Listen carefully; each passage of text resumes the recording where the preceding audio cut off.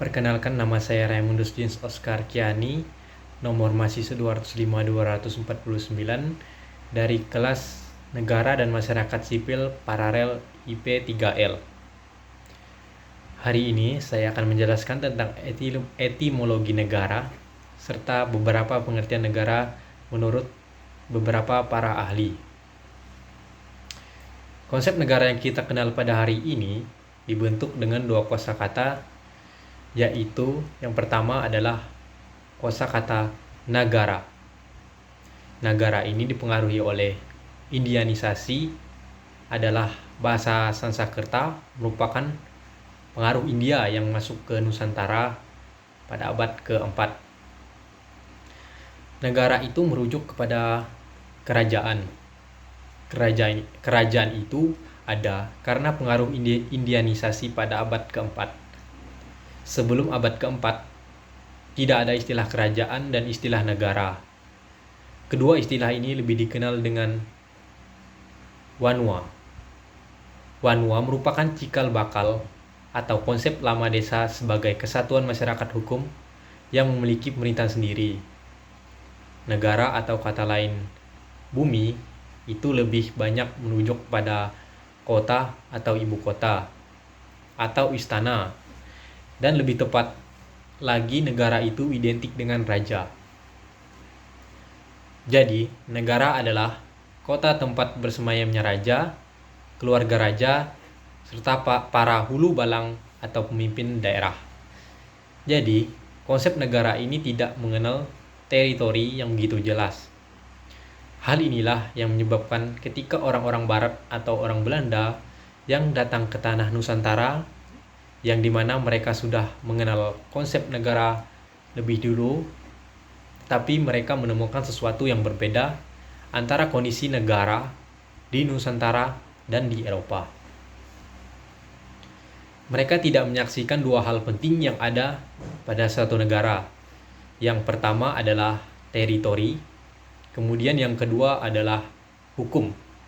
Hukum di sini yaitu hukum yang mengatur teritori atau daerah itu sendiri dan yang mengatur penduduk.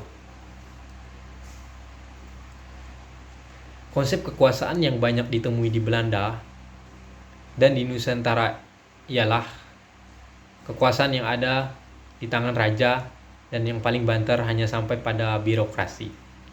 Sehingga konsep negara ini menimbulkan perdebatan. Apakah kerajaan di Nusantara itu disebut negara atau bukan?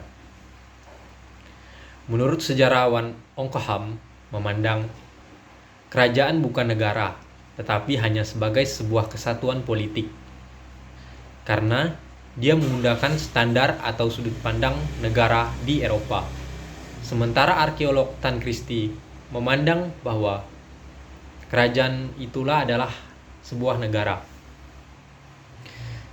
Jadi kerajaan itu juga negara yang mempunyai kekuasaan dan mempunyai teritori. Meskipun tidak terlalu jelas. Serta mempunyai birokrasi dan mempunyai aturan serta ada hierarki birokrasi yang begitu jelas. Tetapi, poin penting yang dipandang menurut sudut pandang orang Barat yang menggunakan teori-teori negara, negara itu tidak bisa disebut sebagai state, tetapi disebut sebagai negara yang betulan, karena teritori atau wilayahnya itu hanya imajiner. Pada buku Sumarsit Martono tentang Bina Negara atau Statecraft, terutama di Mataram, wilayah imajiner dibagi menjadi 4, yaitu ada yang pertama ada Parintah Jeruh, ini adalah Parintah Dalam. Ini merupakan parintah yang ada di sekitaran istana itu sendiri. Yang kemudian yang kedua adalah Parintah Luar atau Parintah Njombo. Ini para hulu balang kerajaan serta para ksatria-ksatria di lingkungan kerajaan. Kemudian yang ketiga adalah Naragong atau Nara Agung. Itu yang sudah agak jauh dari tempat para bupati. Yang jauh ini tempat para bupati. Kemudian yang keempat disebut mancanegara. Ini merupakan wilayah yang sangat jauh, yang tidak terkontrol. Di sana terdapat desa-desa. Jadi artinya desa itu ada di daerah yang paling tidak dineragung dan mancanegara. Sementara daerah kekuasaan pemerintah dalam maupun perintah luar itu tidak ada desa. Hal inilah yang kemudian menjadi cikal bakal munculnya kelurahan yang dikelak kemudian hari. Nah, konsep negara ini atau kekuasaan raja itu berlawanan dengan negeri atau nagari. Negeri kemudian digunakan sebagai istilah lain dari desa di Maluku, kemudian kalau nagari itu istilah desa di Sumatera Barat. Jadi, istilah negeri atau nagari itu berbeda dengan kota, berbeda dengan negara. Nagari atau negeri itu tempat tinggal atau tempat pemukiman penduduk yang jauh dari negara. Kalau kita belajar pada konsep di barat, desa disebut country, itu berbeda dengan city. Raymond William Keyword menceritakan atau mengilustrasikan tentang country itu artinya contrary atau berlawanan, atau kontra dengan city, serta kontra dan berlawanan dengan negara. Orang Barat atau orang Inggris menyebut desa sebagai countryside. Countryside itu artinya tempat tinggal yang jauh dari kota, dari negara, dan dari ibu kota. Oleh karena itu, selalu ada perbedaan antara desa dengan kota, antara negara dan desa. Konsep yang kedua adalah Stadt atau state. Stadt itu bahasa Jerman maupun bahasa Belanda. Stato adalah bahasa Itali.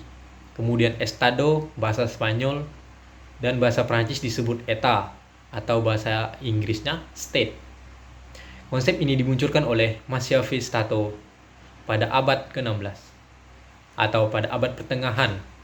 Meskipun sebelum tahun-tahun itu sudah ada kerajaan yang secara konkret dan secara empirik bisa disebut sebagai negara, tetapi konsep state atau stato ini baru muncul pada abad pertengahan dan kemudian secara terus-menerus berkembang dan menjadi tradisi yang sangat besar dan sangat kuat. Bagaimana membangun konsep state atau stat itu terjadi di Jerman dan Prancis pada abad ke-18. Jadi state atau estado atau stat ini lebih menekankan pada hal yang lebih spesifik kepada aspek institusi, terutama pada status atau statum yang intinya adalah keadaan berdiri yang tegak. Hal ini menunjukkan pada organisasi sebenarnya atau pada institusi bukan semata-mata hanya merujuk pada kota, tetapi antara negara dan state dalam perjalanannya itu ada titik tengahnya, yaitu bagaimana konsentrasi kekuasaan itu ada di tangan penguasa yang berada di kota. Artinya, meskipun berbeda antara negara dan state, tetapi interaksinya itu ada pada pengertian kota, yang titik fokusnya ada pada pembentukan kota itu. Jadi ini merupakan konsep secara etimologi yang kita kenal sebagai negara pada hari ini. Konsentrasi kekuasaan negara itu ada di istana, ada di kota, dan ada di tangan penguasa yang kemudian itu berlawanan dengan negeri, dengan nagari, dengan desa, bahkan juga dengan rakyat. Berikutnya adalah pengertian negara dari beberapa para ahli. Negara menurut Aristoteles mendefinisikan negara atau polis sebagai kumpulan masyarakat, dan setiap masyarakat dibentuk dengan tujuan demi kebaikan. Karena manusia senantiasa bertindak untuk mencapai sesuatu yang mereka anggap baik. Pemikiran Aristoteles tentang negara ini dipengaruhi oleh kedua pendahulunya yaitu Socrates dan Plato. Aristoteles setuju dengan pemikiran mereka yang menyatakan bahwa Negara adalah kodrat alamiah. Negara dibuat untuk kebaikan manusia sekaligus untuk mencapai kesempurnaan negara yang tidak bisa dilayani oleh keluarga, masyarakat, dan desa. Pengertian negara menurut Thomas Hobbes. Negara itu sebagai alat. Negara dituntut harus kuat dan harus kokoh, serta harus memiliki kekuasaan seperti Leviathan. Leviathan ini adalah sebuah monster. Serta harus memiliki komponen pelengkap seperti tentara, polisi, dan sebagainya untuk melindungi warga negara. Menurut Hegel, negara itu merupakan perjalanan Tuhan di bumi yang memiliki kekuatan absolut yang harus dihormati. Menurut Hegel, negara itu memiliki tujuan pamungkas yang di dalamnya mengandung nilai-nilai kebebasan seperti kaidah, kemakmuran, kesejahteraan, dan sebagainya. Konsep ini menurut Hegel disebut negara integralistik. Menurut Hegel, yaitu semua di dalam negara adalah keluarga atau universal atau secara menyeluruh.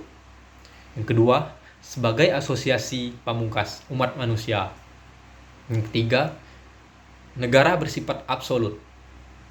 Serta keempat, negara sebagai entitas tunggal.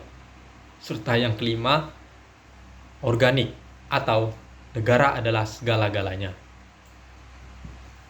Sekian penyampaian singkat saya tentang etimologi negara serta beberapa pengertian negara menurut beberapa para ahli. Atas perhatiannya saya ucapkan terima kasih dan mohon maaf atas kekurangannya.